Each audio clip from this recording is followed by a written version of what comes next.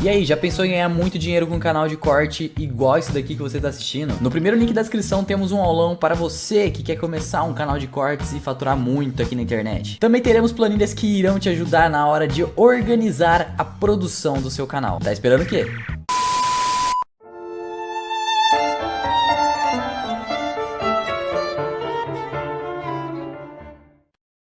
E aí galera, beleza? Como é que vocês estão? Meus amigos, hoje é segunda-feira, uma nova semana se inicia e já com a análise completa do debate de ontem, porque temos muitas perguntas para serem respondidas. Quem ganhou? Quem perdeu? Quem ganhou, ganhou por quê? Quem perdeu, perdeu por quê? E quem ganhou o debate? O que é que realmente ganhou? Quais são os louros dessa vitória? A gente vem fazendo isso daí, né? A cada debate, a cada grande evento aí, essas análises. E no vídeo de hoje, eu basicamente dividi em apenas dois temas. O primeiro, eu quero comentar sobre o início do dia até o fim do debate e analisar, inclusive, algumas notícias que saíram ao longo do dia. Vou pincelar uma fala ou outra aí que teve ao longo do debate de ontem, que eu acho que vale a pena ser mencionada. E depois também ver a repercussão que já estava tendo durante o debate. O que é que os jornalistas da grande imprensa falavam durante o debate, que chamou a atenção deles, o que é que chamou a atenção de alguns petistas, sim, até os petistas aí estavam bem satisfeitos com algumas coisas que estavam rolando. Então, nesse primeiro bloco, olhar tudo isso daí. E no segundo bloco, segunda metade do vídeo, comentar do pós-debate. Beleza, acabou. E agora? O que é que a gente pode esperar disso tudo? A imprensa já fez aquelas análises dele, eu até adianto para vocês, a maioria bate o martelo que Bolsonaro foi o grande vencedor, só que aí que a gente entra na questão, tá? Venceu, mas venceu o quê? Isso traz votos, não traz votos? O que a gente pode esperar do debate? E eu acho que a resposta realmente, assim, dá pra gente fazer algumas afirmações com uma certa precisão. Então tem muita coisa pra gente comentar, também tem algumas notícias que saíram ao longo da noite, ao longo da madrugada, já sobre o debate, sobre outros temas que também envolvem a eleição, enfim, tem muita coisa pra gente comentar. E já vamos começar trazendo só uma pinceladazinha bem básica de alguns momentos, melhores momentos, até porque a gente mostra aqui, né, para relembrar, e todos esses recortezinhos vão estar lá no canal do Telegram. O debate começou, né, para quem viu, acho que todo mundo viu, mas só para relembrar, na disputa, né, homem a homem, cada candidato tinha 15 minutos, e aí o Lula começou fazendo perguntas, aí levou para a questão da pandemia, aí Bolsonaro respondia, e nessas respostas, e vocês vão ver isso ao longo do vídeo, você pode ver que desde o primeiro bloco, que até então as pessoas falavam que o Lula estava melhor, que isso, que se sobressaiu perante Bolsonaro, e eu não sei se o Lula realmente se saiu tão melhor assim, Bolsonaro desde o princípio estava bem calmo. Mesmo durante perguntas capciosas, Bolsonaro estava bem calmo, bem tranquilo, sabe? Respondendo de forma serena, devagar, não conseguiu ser desestabilizado pelo Lula em nenhum momento. E quando pôde, né, jogou umas cascas de banana. O Lula, ele já começa o debate cometendo gafes. Aqui é só para mostrar bem rápido, aqui é um áudiozinho de uns 20 segundos, ele falando do auxílio de R$600 mil. Seria um baita auxílio, né? Mas ele fala o seguinte, ó. Deve aproximar da Câmara para dizer que o Partido dos Trabalhadores tinha proposto, antes de votar, os R$600 mil de auxílio emergencial. R$600 mil de auxílio emergencial. Mas beleza. Outra coisa que também o Lula falou, que acabou sendo um gafe, e aí talvez vocês não perceberam, né, ao longo do percurso, às vezes estava falando outra coisa, estava olhando no celular, estava olhando na rede social, é o Lula ficando incomodado com o fato que Bolsonaro levou água para o Nordeste. E aí ele começou a falar que Bolsonaro tinha que ter um pouco de, sabe, humildade, de reconhecer o trabalho feito, porque foi ele que fez mais de 80% da obra, da transposição do São Francisco. Aquela ladainha sem pé na cabeça. Aí ele falou, não, porque no meu governo, quando eu comecei, tinha lá a ponte do FHC, né? Eu chamei FHC, não, porque tinha uma ponte entre aquele lugar e aquele outro lugar. E o Lula fala o seguinte, que é 5 segundos de áudio. Quando eu tomei posse em 2003, o Fernando Henrique Cardoso estava fazendo uma ponte lá de Vida Minas com Mato Grosso, eu fui lá inaugurar e fiz justiça ao Fernando Henrique Cardoso, disse que era dele. Você poder... Uma ponte na divisa entre Minas Gerais e Mato Grosso. Bom, Minas Gerais e Mato Grosso, né, que você pode ver, principalmente aqui, a distância pode ser até um pouco menor, coloca ali embaixo 957 quilômetros, mas ainda assim acho que talvez seja a maior ponte já construída pela humanidade. Obviamente isso aqui é uma piada, né? O Lula mentiu descaradamente porque é impossível você construir uma ponte desse tamanho. Uma coisa é você fazer uma estrada, agora uma ponte que passa por cima de Goiás é meio complicado, né? Mas esse é o Lula. O Lula faltou às aulas de geografia. E falando em educação, o Lula cometeu outra gafe, tentando lacrar para cima de Bolsonaro na questão da pandemia, da questão que as crianças não aprenderam e etc. E Bolsonaro fez algumas pontuações muito importantes quando ele fala da questão que os governadores da esquerda, do PT, foram a favor do fecha tudo, ele foi contra. Bolsonaro nunca foi a favor de trancar tudo, as crianças perderem suas aulas. Já a turma da esquerda, vocês lembram. E aí o Lula, na ânsia de lacrar, falou que ia fazer um mutirão para todo mundo aí, os professores, trabalhar, quem sabe aí no domingo, quem sabe no sábado. E aí os próprios petistas começaram a repercutir isso. Aqui é só um perfil que diz, ó, professor trabalhar sábado e domingo? Tá de sacanagem, Lula? Pô, Lula, que onda é essa? O Mário Frias pegou o recorte, vocês devem ter visto, né? Quem não notou. Mas olha aqui. E o governo federal, através do Ministério da Educação, vai compartilhar com os governadores e com os prefeitos da responsabilidade de recuperar essas aulas para que esses meninos possam aprender mais. Sabe, nós vamos ter que fazer um verdadeiro mutirão, convidar professores que quem sabe trabalhar de domingo, quem sabe trabalhar de sábado, para que... Onde acho? Lula, você vê 1,4 bilhão. Enfim, achei ele no final deu. Se não deu pra ver, na hora que o PT vai voltar, ele fala trabalhar no domingo, quem sabe trabalhar no sábado. A Globo já soltou uma nota hoje de manhã, às 5 horas e 2 minutos. Isso aqui é interessante. Quando a gente falar sobre quem ganhou e quem perdeu, ganhou por quê, a gente vai voltar nessa nota aqui, no horário e a nota da Globo. Você vai fazer sentido lá na frente. Mas vejam só. Grafogame. Saiba o que é o aplicativo de alfabetização citado por Bolsonaro no debate da Band.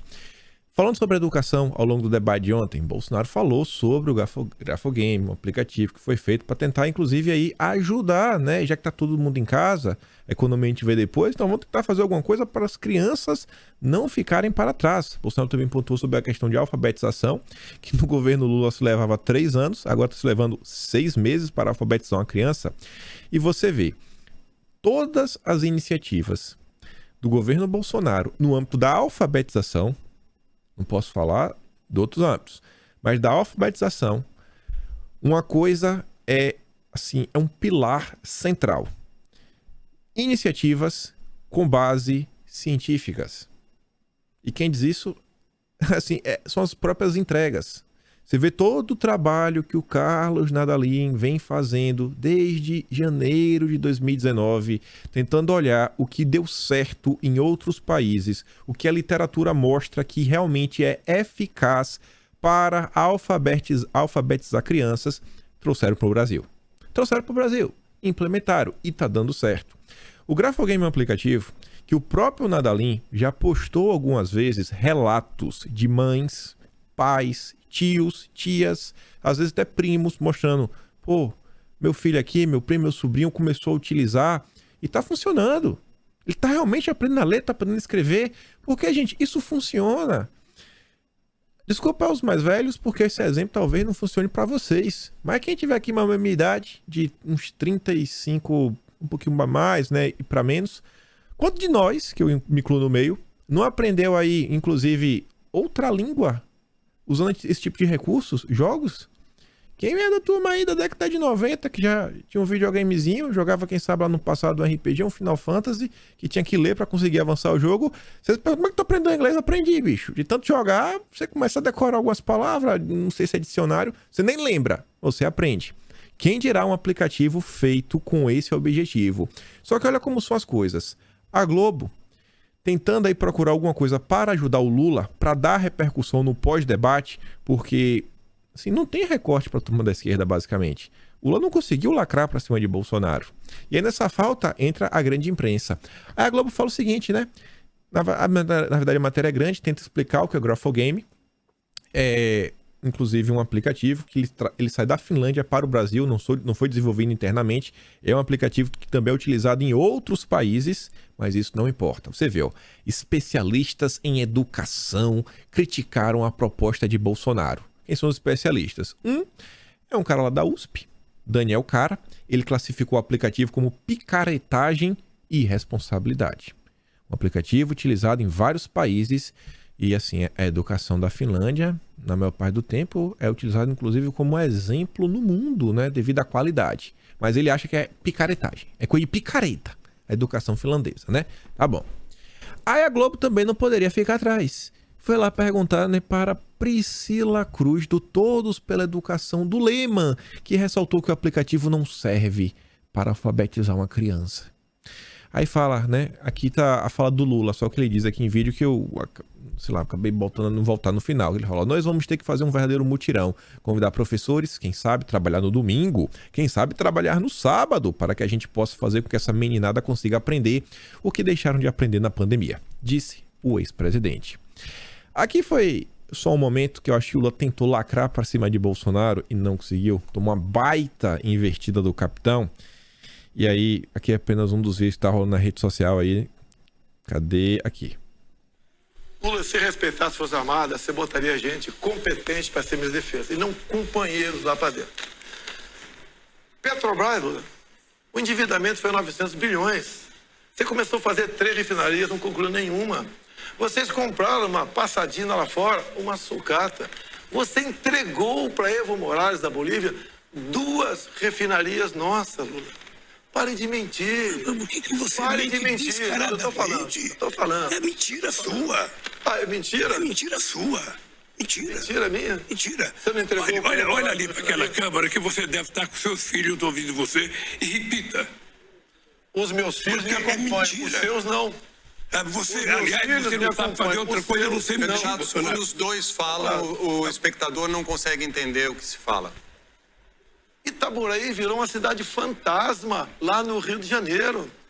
Estamos começando a recuperar tudo isso aí. Um escândalo sem tamanho. Olha aqui, Lula. Os delatores devolveram 6 bilhões de reais. 1 bi de doses foi para os Estados Unidos, para a Bolsa, que foi prejudicada pela interferência nos preços. Olha aqui, Lula, as empresas que roubaram a Petrobras. Odebrecht devolveu 2,7 bi. SBM 1,3, Andrade Gutierrez 1,4, Braskem 2,8 bilhões, Camargo Correia 1,4 bilhão, OAS 1,9 bilhão, e assim vai, 16 bilhões de reais que as empresas devolveram, somado com 6 bi dos delatores, mais outros quase 6 bi para os Estados Unidos. Só o que foi contabilizado e achado. Esses ladrões devolveram 30 bilhões de reais, fora que não foi achado. Você vem falar que não houve roubalheira, que você trabalhou para o bem da Petrobras? Eu não disse, dá nem para discutir. Eu não disse que não houve roubalheira, porque as pessoas... Isso aqui é só falando dos recortes, né? Os meus filhos andam comigo. Gente, não faltou recortes sobre Bolsonaro. Não faltou. E olha só. Lá no debate, Bolsonaro também fez algo que o Tarcísio fez, no primeiro debate, inclusive, que ele falava pro pessoal, dá um Google, qual foi o pior prefeito de São Paulo? Aí vocês sabem da história do Haddad, né? E aí Bolsonaro falando sobre meio ambiente, desmatamento, falou, pessoal, dá um Google, vê aí quem foi, onde é que realmente teve, né, a maior quantidade de desmatamento. Aqui é a matéria da Veja, vocês podem ver, né? 2 de maio de 2022. Desmatamento na Amazônia foi maior nos governos FHC e Lula. Destruição da Amazônia no governo Bolsonaro, porém, vem aumentando e já está acima dos níveis da administração Dilma e Temer. Mas o recorde mesmo foi FHC e Lula. Então tá aí, né? O pessoal deu Google. Outra coisa que Bolsonaro também bateu na tecla foi no início, o Lula tentando falar 1001 coisas sobre a compra aí dos imunizantes. E Bolsonaro falou, cara, a gente não só comprou, como comprou para todo mundo que quis.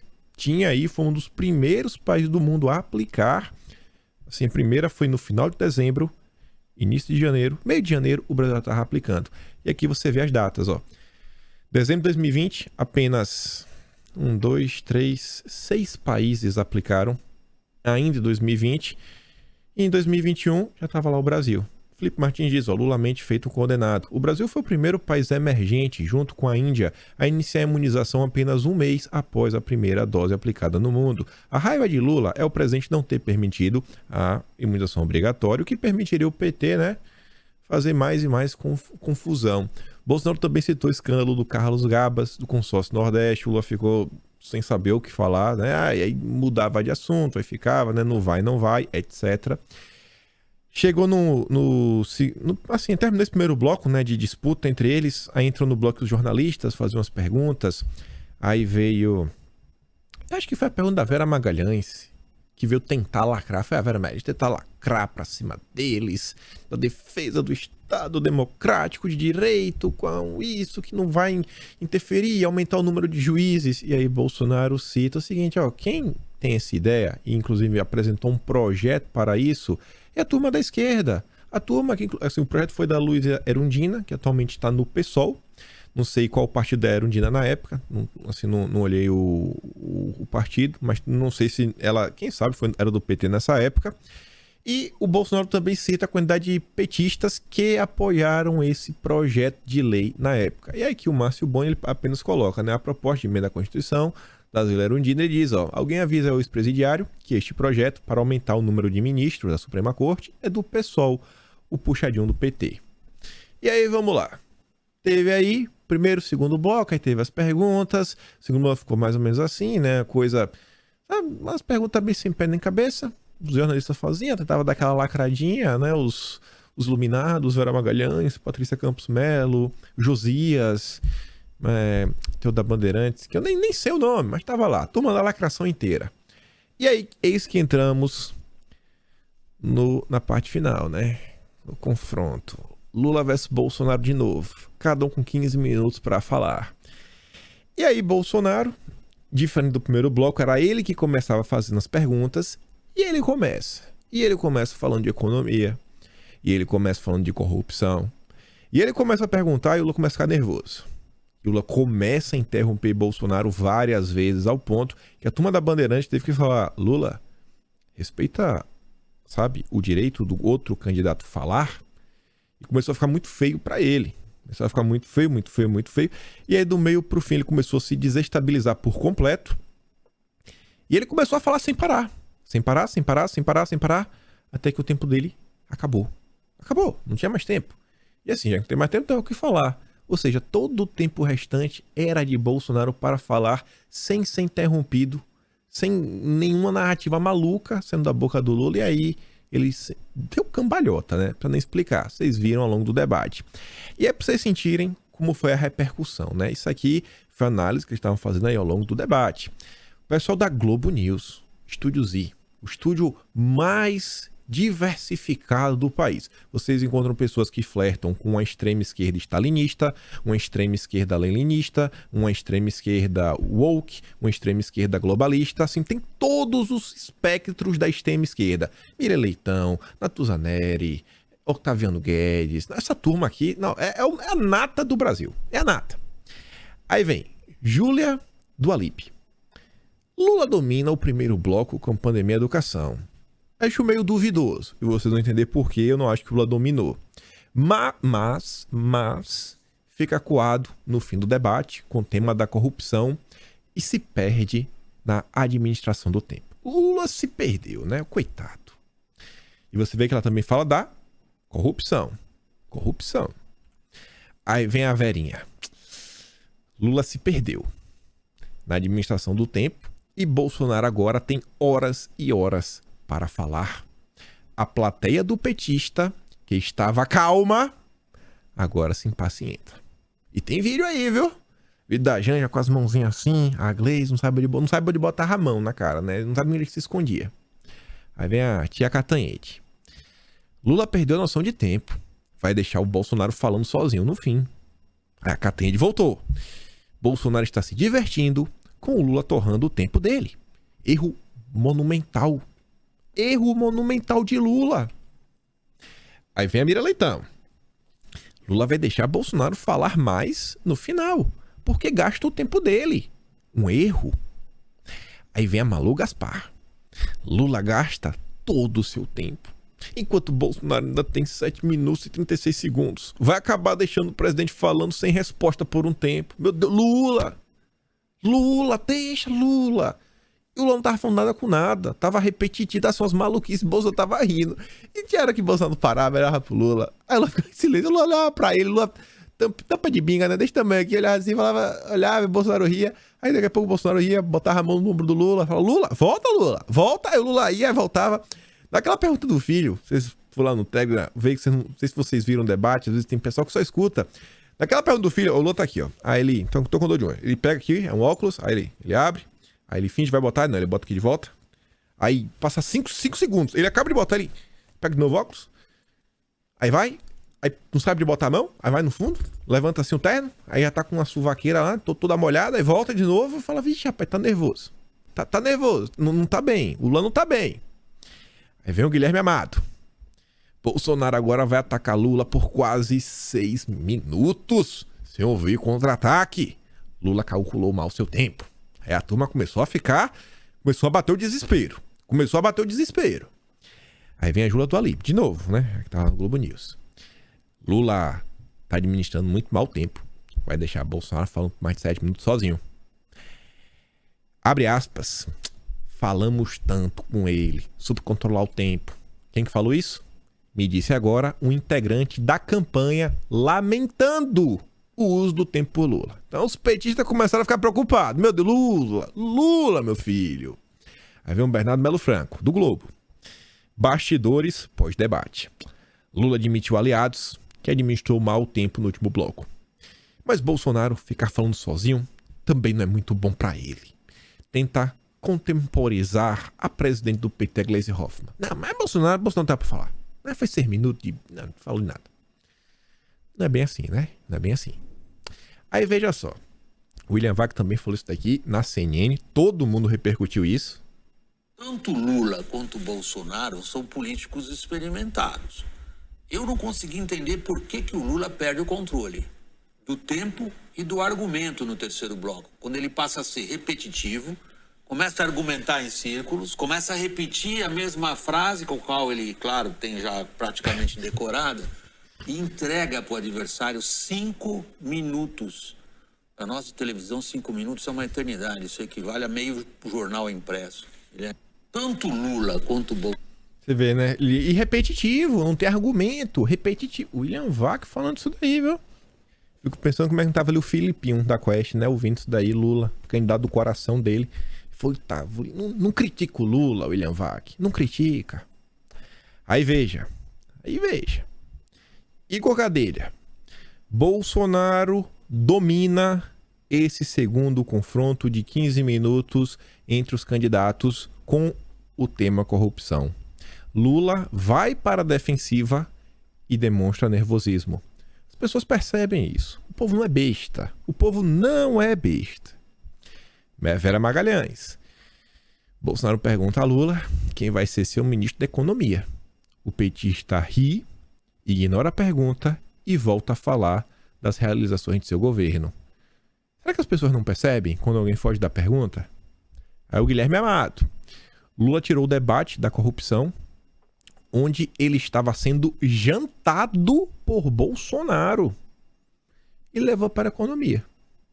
Estava sendo jantado por Bolsonaro. Foi o Guilherme Amado que escreveu isso. E aí, veja só, eu não falei pra vocês que eu acho que no primeiro bloco, eu não acho que o Lula também saiu melhor, porque você tem que parar pra pensar o seguinte: quem vota no Lula adora ver uma lacraçãozinha. Quem vota em Bolsonaro adora ver uma mitadinha. E a turma que tá no meio, né? Os isentão é uma galera que é estranha. Às vezes é por pura estética. Eu não gosto do Bolsonaro porque ele é meio grosso, mas o Lula é meio que ladrão, etc. Então, ambos candidatos têm que trabalhar, né? Alguma questão, pegar esse cara que tá no meio que você não sabe. Você não sabe porque ele não tem candidato. Né? Ele é um ser muito iluminado. Ele gosta de ficar em cima do muro, porque ele acha que todos os políticos são iguais. É aquela ladainha que vocês já sabem. Só que o Lula, ao longo do primeiro debate, e também no segundo bloco, etc., ele estava com um comportamento, tanto a forma de falar, tanto, assim, a forma de falar, eu digo, desde a expressão, o tom da voz e o jeito também, as palavras que ele utilizava e também sua expressão facial, seus gestos, que eu acho que não estavam ajudando ele. Eu realmente acho. E por que eu te digo isso? Eu tava ontem, inclusive, assistindo um debate, aí eu recebi uma DM de um perfil lá no Twitter, um perfil pequeno, falando, cara, você tá percebendo a soberba do Lula? Levanta esse assunto. Eu nem levantei esse assunto. Ele mandou isso pra mim. Aí, eu não sei por quê. Lembrei por quê. Aí eu tava fui lá no perfil do Igor Gadelha, ver o que ele comentou sobre o debate, e aí eu vi que o Igor Gadelha, ele deu RT no Gustavo Zucchi, que escreve lá na coluna dele no Metrópolis, né? Trabalham juntos. Ele já era da RT. Aí eu cliquei na postagem do Gustavo Zucchi, encontrei os comentários. Olha como são as coisas. Aí eu lembrei na hora do que o cara me falou no DM, a soberba do Lula. E como isso, às vezes, pega mal. As pessoas não gostam de quem é arrogante.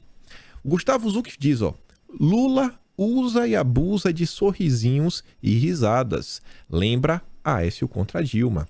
Em 2014, que sua postura, cheia de sorrisos, não pegou bem em parte do eleitorado. Pode parecer arrogância. Pode parecer arrogância. O cara que responde ele se chama Grimaldo. Tinha notado isso também. O Grimaldo é petista. É petista. Senta no perfil, não é infiltrado. É petista. Tá lá, ó, Lula 13. Senta no perfil, pode olhar. É petista. Os próprios petistas falando, pode parecer arrogante, viu? Eu notei isso daí. Aí vem ali o Rafael, né? Jacaré, né? A turma também da esquerda. Eu, idem. Por outro lado, foi o Lula quem, no peito da lábia, mudou o resultado daquela eleição. Mas ele também notou, né? Que o Lula tá meio soberbo, meio arrogante. Aí eu falei, rapaz, vou dar uma pesquisada aqui. A esquerda fala isso, beleza. Mas o que é que a esquerda... A direita fala isso, beleza. E a esquerda? O que é que a esquerda tem a falar? Aqui temos apenas perfis ou isentão ou mais à esquerda. O próprio Igor Gadelha. Lula provocou diversas vezes, mas Bolsonaro está conseguindo manter o controle nesses quase 40 minutos iniciais. Bolsonaro estava falando de forma assim, bem serena, bem tranquila, com a estética que para aquele cara, Bolsonaro é grosso, é rude, eu não voto em Bolsonaro porque ele não gosta de não sei quem. Sabe aquele cara chato? Aí ele vê um Bolsonaro diferente, fala, pô, bicho. E não é só o Bolsonaro diferente, ele vê Bolsonaro e ele faz a comparação com Lula. Às vezes a pessoa nem faz isso de forma racional, mas o cérebro manda mensagem, fala, pô, um lado tá calmo, sereno, tranquilo, o outro lado tá raivoso, gritando e desesperado, tremendo com um sorrisinho de deboche. A galera não gosta disso. Aí vem a Karina Sérgio Gomes. Essa menina, eu sei que ela é de esquerda, porque ela inclusive colocou uma imagem dos petistas com os tucanos e ela falando pro Eduardo Leite abraçar o Lula para vencer no Rio Grande do Sul. Ela diz, ó, eu acho esse discurso de já ganhou do Lula soa muito arrogante. Aí vem esse Marcos Vinícius, até ligado a algum grupo aí, meio tipo uma espécie de ONG. Lula perdeu a linha, não gostei. Ficar falando para Bolsonaro reconhecer que ele era um bom presidente soa soberbo. Aí vem o Eduardo Cunha, ele fala, né, foi um verdadeiro massacre. Bolsonaro com inteligência deu corda para Lula esgotar o seu tempo, bastante nervoso, ficando com quase metade do tempo para falar sozinho. A estratégia foi vitoriosa. Eu fui parar para ler os comentários nesse post do Cunha e tava lá, o Diogo Virgílio Sarto. Não é bolsonarista, esse tá mais pro isentão, terceira via.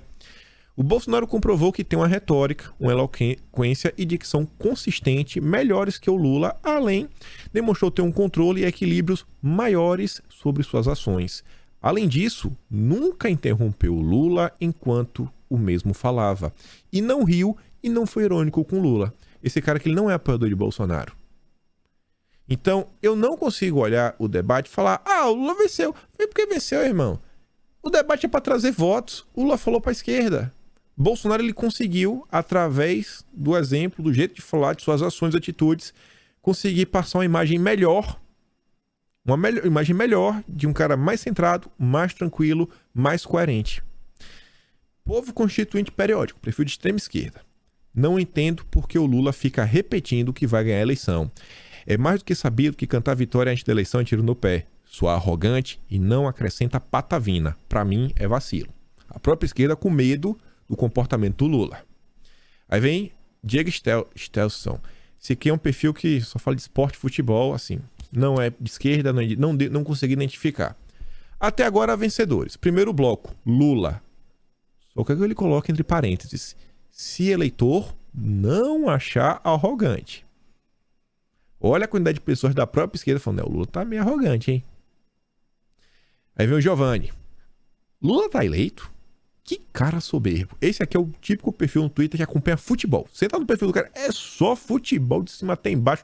Os perfis que esse cara segue. Eu fui e falei, não, eu não vou trazer ninguém da direita aqui. Que é muito fácil eu trazer as postagens da turma da direita criticando, falando, Lula ganhou, Lula perdeu, etc. Não, vamos pegar a própria esquerda. Vamos pegar o isentão. O cara que você vê, cara, esse cara não apoia Bolsonaro. Pode ir atrás e checar esses perfis. Vai lá, vê esses perfis aqui, eles são bolsonaristas. Charles Odevan Xavier. Presidente Lula, parabéns pelo primeiro debate do segundo turno. Então já deu pra sentir que é petista, né? A taxa chamou Lula de presidente. Mas ele vem, ó. Entretanto, percebi algo que não deve ter no próximo. É essa impressão causada de que há um Lula arrogante e crente na vitória de um lado e um Bolsonaro humilde do outro.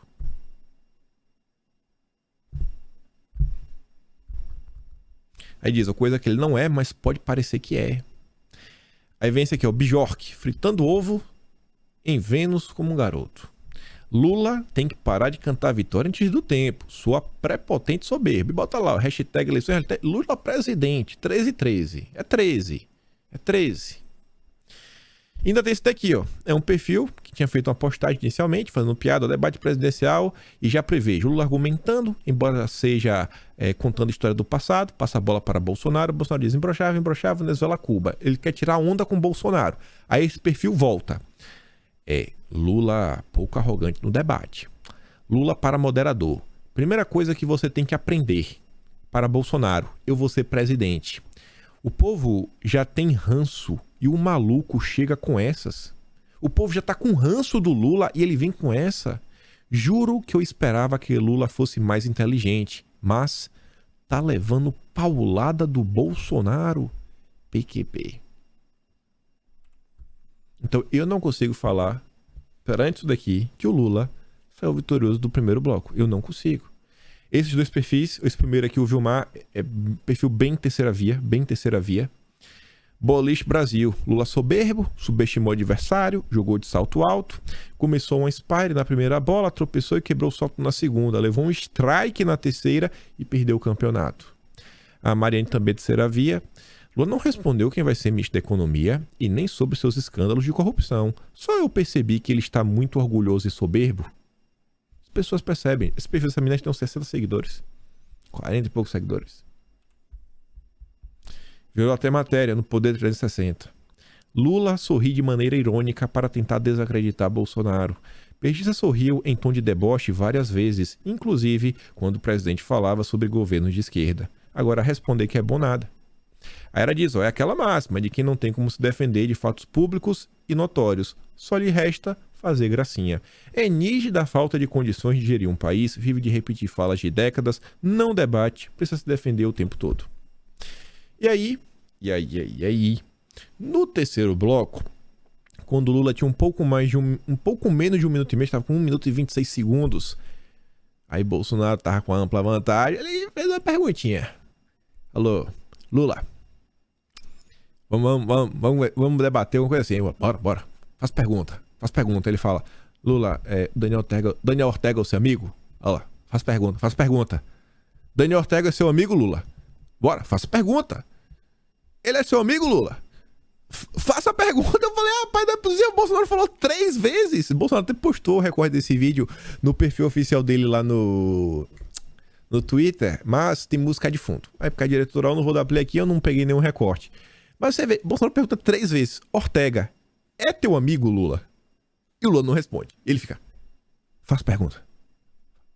Faça pergunta. E o Bolsonaro falou, é teu amigo? Faça pergunta. E aí, acabou o debate. E o Josias meio que fez uma análise ali bem rápida, né? Vou voltar no Josias daqui a pouco. Agora eu vou trazer essa porque ele fala dessa questão da Nicarágua. Cadê você, Josias?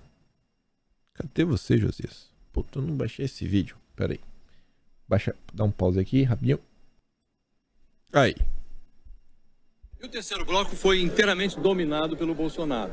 Ele não administrou o tempo, o Lula. Lula deu de graça para o Bolsonaro 7 minutos para ele sapatear em cima dos governos do PT.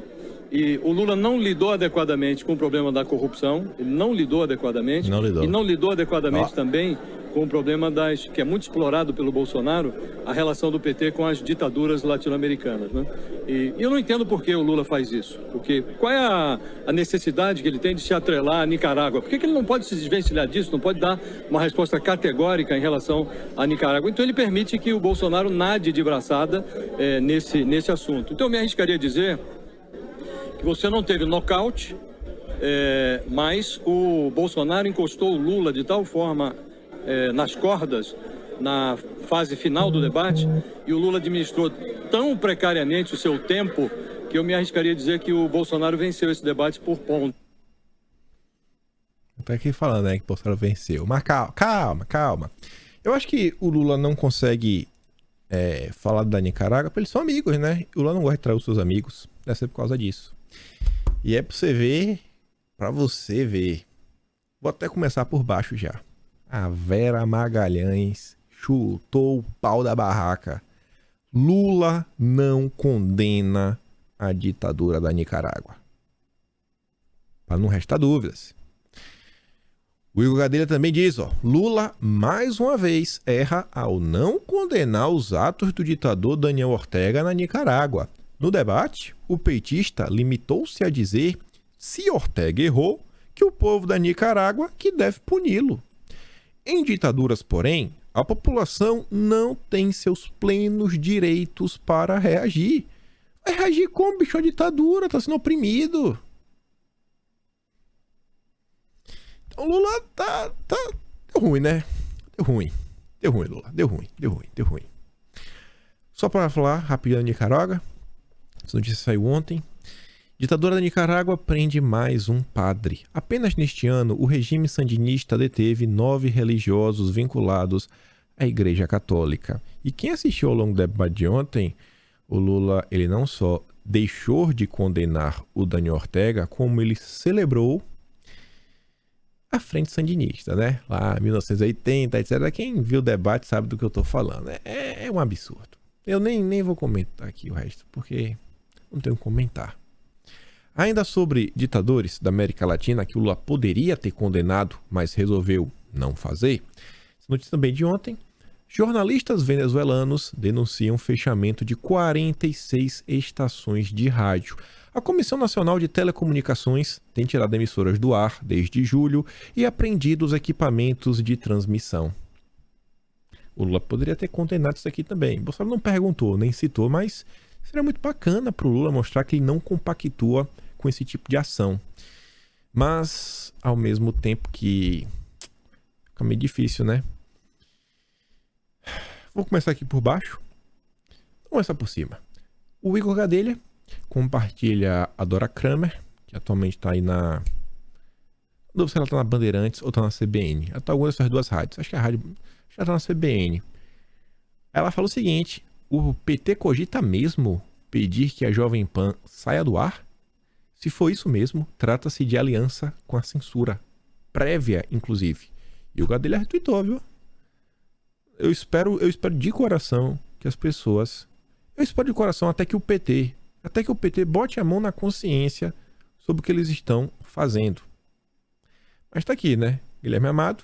Campanha de Lula estuda pedir que TSE tire a Jovem Pan do ar. Na avaliação do PT, as punições já dadas à Jovem Pan, como a remoção de conteúdo mentiroso, não têm sido suficiente para mudar a conduta da empresa, que opera graças à concessão pública. Não, eles operam graças à audiência e o dinheiro que eles recebem por causa disso. Não é concessão.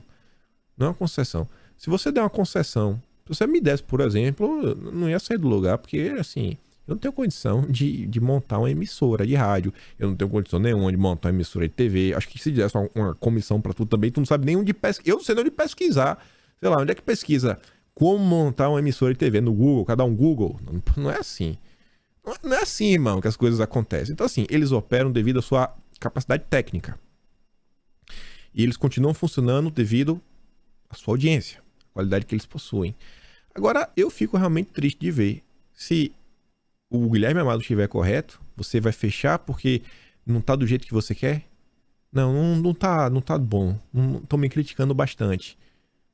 A Jovem Pan tem que virar o Estúdio I da Globo News. É isso. Mais um puxadinho. Isso é lamentável. E ontem também, o PT entrou com mais uma ação que fala sobre um ecossistema de desinformação bolsonarista. E aí cita 47 pessoas, mas essa cita com nome, sobrenome, tudo bonitinho, CPF, endereço, telefone.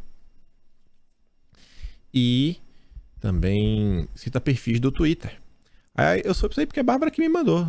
Tá lá, ó. Lula pede quebra de sigilos e bloqueio em redes sociais de 47 bolsonaristas. A Bárbara diz, o Lula pegou os 47 maiores perfis conservadores da internet, incluindo o presidente, o Braga Neto, Brasil Paralelo, o meu, Tiquim, Nicolas, jornalistas, e pediu o bloqueio das contas, quebra telemática e bancária. 47. A censura oficializada, antes mesmo de se tomar o poder. Eu fui abrir depois, né? Achei lá o PDF. O PDF lá da ação. Eu tive acesso e tá igualzinho a matéria. Sou o número 7, viu?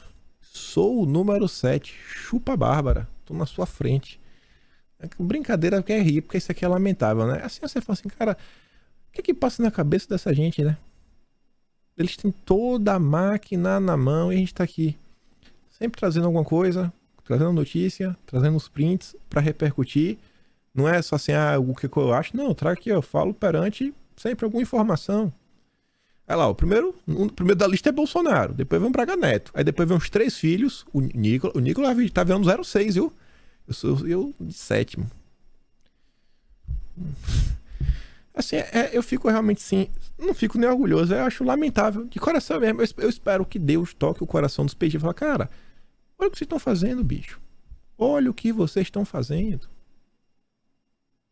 Mas enfim, né? A esquerda segue por esse caminho. O Escostegui até comenta sobre algumas decisões, né? Sobre isso, outra coisa. Ele fala, ó, o TSE tem decisões importantes a tomar, decisões que podem influenciar o resultado do segundo turno. A chapa de Lula pediu bloqueio de dezenas de perfis favoráveis a Bolsonaro, foi 81 no total. Este pediu a suspensão digital de Janones, né? 81 de um lado, 1 do outro. A judicialização tende a aumentar nos próximos dias. Vale notar que os advogados da campanha de Lula e do PT seguem mais ágeis e ativos. Peticionam com frequência. Os advogados de Bolsonaro e do PL agem menos e com menor celeridade. E ontem, antes do debate, inclusive o ministro Alexandre, ele concedeu uma liminar, né? Falando aí que, pelo amor de Deus, isso aqui é sério. É aquela coisa, fala, cara, tem que a justiça pedir. Para não explorar esse absurdo, tentar imputar a Bolsonaro uma coisa que ele não fez e que ele não é. Mas tá aí, ó, o ministro Alexandre manda apagar publicações de Lula sobre o encontro de Bolsonaro com venezuelanos e proíbe campanha petista de explorar a declaração. Isso é um absurdo. O Bolsonaro, inclusive, ele lê a decisão lá durante o debate. Aí olha isso aqui. Olha isso aqui, saiu ontem. Antes da gente ir para a segunda parte, falar do pós-debate. Para a campanha de Lula, TSE fracassou no combate à fake news nas eleições. Sabe por quê? Paralelos de Lula, a máquina de fake news bolsonarista tem método e estrutura. Abre aspas. Não houve uma ação da Polícia Federal ou do tribunal contra essas milícias. Nada de operação para prender essa gente e encontrar os centros de disparo dessas fake news, diz um aliado de Lula. O povo quer cadeia, quer colocar o povo na cadeia. Em tempo, a campanha de Lula reclama, mas também tem espalhado mentiras nas redes contra Bolsonaro. Aliados dizem que é preciso seguir os métodos do adversário para não perder a eleição. Há quem questione essa tática. Mas tudo bem. Isso aqui só para mostrar, gente. Só quero mostrar isso aqui e aí a gente avança. Juro, aqui é o último pedaço. Eu até vou mudar para cá já.